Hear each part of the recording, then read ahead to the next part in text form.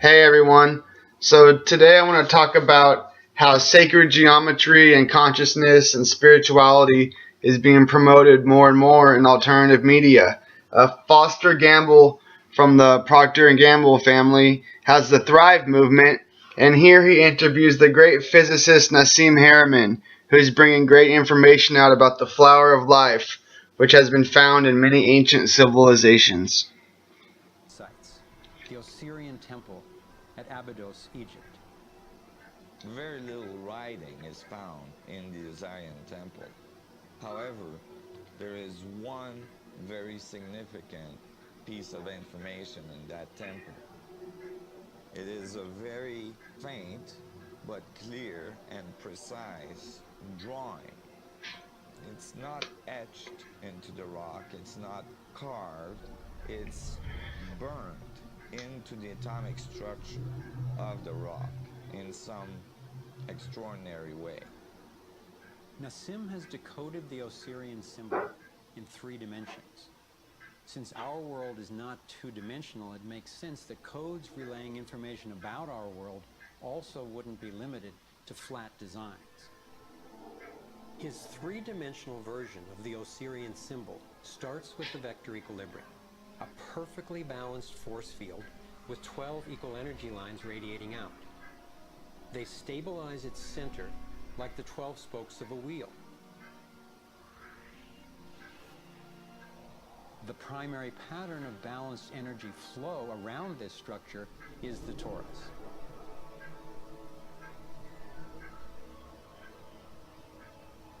Here we expand to the next larger scale with a total of 64 pyramids called tetrahedra. So it really is amazing that this information is being made more and more popular. And Nassim Haramein has done some great work explaining some very interesting things. So check him out. And we also have celebrities are promoting this World Peace Festival, and they are bringing semantics into it. And semantics is the shape of sound. So here we have what sound looks like if it is put into some type of substance that can show the shape of it. So like we have right here, we have sound creating shape. This is semantics. Those are the shapes of sound right there. And so this is amazing information about sacred geometry, and that Yahweh spoke everything into creation according to the Bible, and this would explain how he did it if sound has shape. And we see that there is sacred geometry. The Fibonacci sequence is found in creation, where like the shell of a snail, or the spirals all the way from the galaxies all the way down to the spirals of our DNA are all based on the Fibonacci sequence. They're the same mathematical pattern. Also, plants have fractal geometry, which is self-similar. Some plants do, where they just, no matter how deep you look into them with the microscope, they just keep repeating themselves. There's different types of food that do that. And so we're seeing that the Creator has a way He creates things. Sound has shape. Like I said, the spirals of the galaxy, the spirals of our DNA. Here we have semantics is showing sound has shape. So this is amazing information. And here it's bringing together hundreds of millions of people. Project Peace on Earth is a music festival here, being promoted by celebrities at the Earth's most sacred sites. So to see celebrities promoting something associated with semantics is amazing, that we have this information coming out. Foster Gamble promoting the flower of life. These celebrities right here promoting semantics. This information has not been mainstream before, and here it is coming out.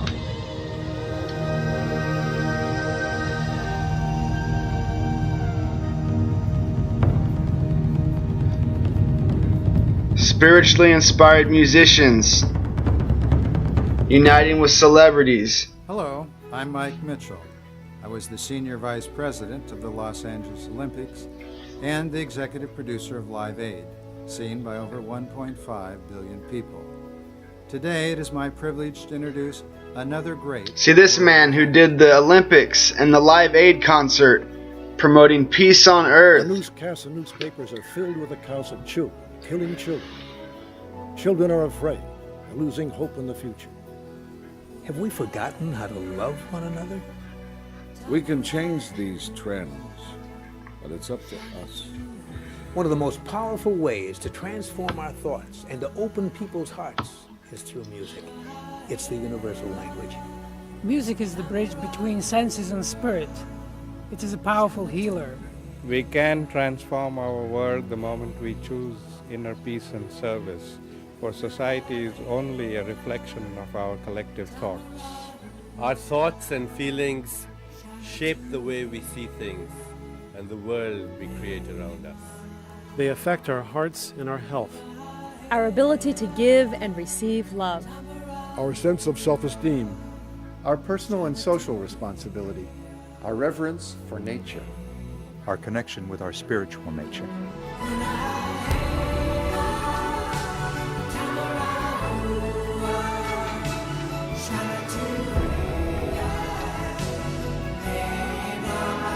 And there's also many reggae festivals around the world, and reggae is all about love and peace. And there's world peace festivals, world music festivals.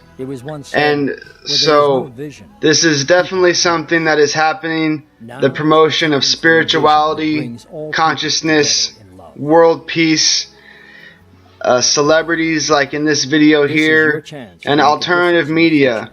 Like I showed, Foster Gamble is really into this stuff, and they do some great work about the toroidal flow and some things to check out with them. And then we also have Sean Stone, who works with Jesse Ventura and Alex Jones, you know, talking about the things they usually talk about, FEMA camps, 9/11 and all that stuff. But here we have him interviewing Sasha Stone, who is creating a new nation that promotes consciousness and spirituality, and they are working outside of the system. Everything to do with love. Mm-hmm. So in terms of the portal you were referencing, you said it's the newearthproject.org. Is that where people can find out the information specific to the new nation and how it works, basically the operations and functions of it? People can find out at that website? Yes, New Earth Project, New Earth Nation. I imagine that all of those will bounce to that, but newearthproject.org, yeah. Fantastic. Well, I think this is very much, this is, in a sense, this is the manifestation of the New Age that people have talked about. And it offers a wonderful contrast to the nation-state model that we've seen before. I think, if nothing else, you know, it'll be amazing to watch as your project unfolds. And I really am curious to see and visit. Frankly, can you tell where? Also mention where the what are the locations for this New Earth project? Is it going to be 35 countries apparently for the nation? We've begun preliminary land acquisition into the trust and master planning in about 48 odd locations around the world. So I think it's safe to say that by the end of next year, we'll be in a good 120, 150 odd countries. I'd be very surprised if we weren't. I mean that because every single day we're having thousands and thousands of hectares being offered to the trust.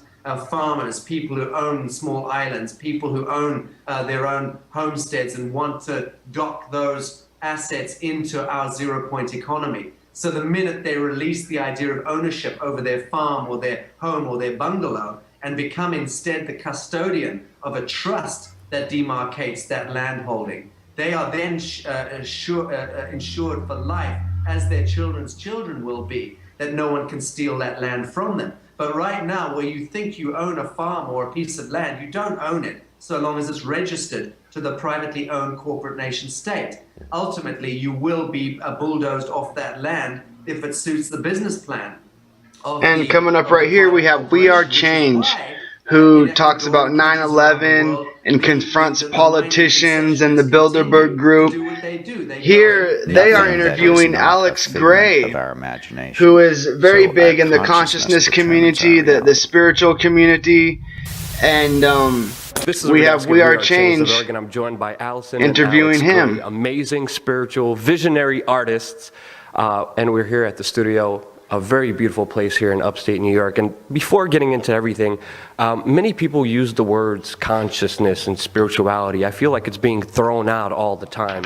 But I also find that it's very personal for each person. Every person has a different meaning and understanding of spirituality and consciousness. So starting off, what's kind of your definition of consciousness and spirituality? What does it mean to you? What is it to you?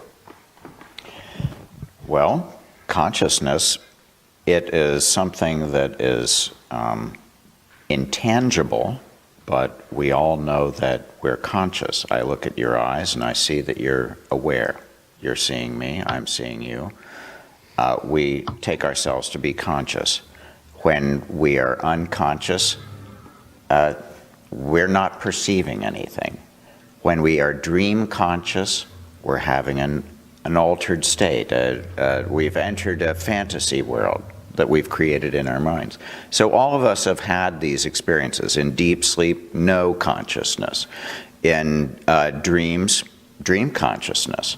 And in normal waking consciousness, So it is the function of our minds, and it allows us the sense of self. In the flow of consciousness, we understand that we are the center of that consciousness.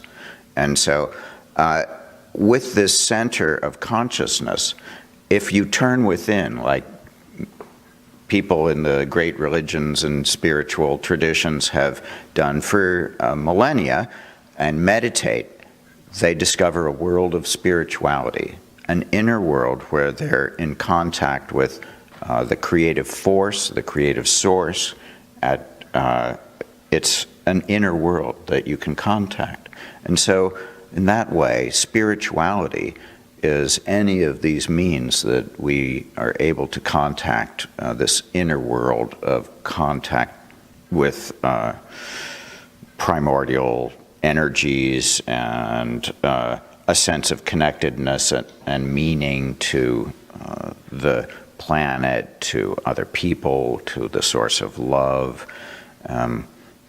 It's really about infinite love and that power in our lives. That is our anchor. To us, love is a cosmic force, and it's the ultimate strong force of the cosmos. And I believe it's why the cosmos has been manifested.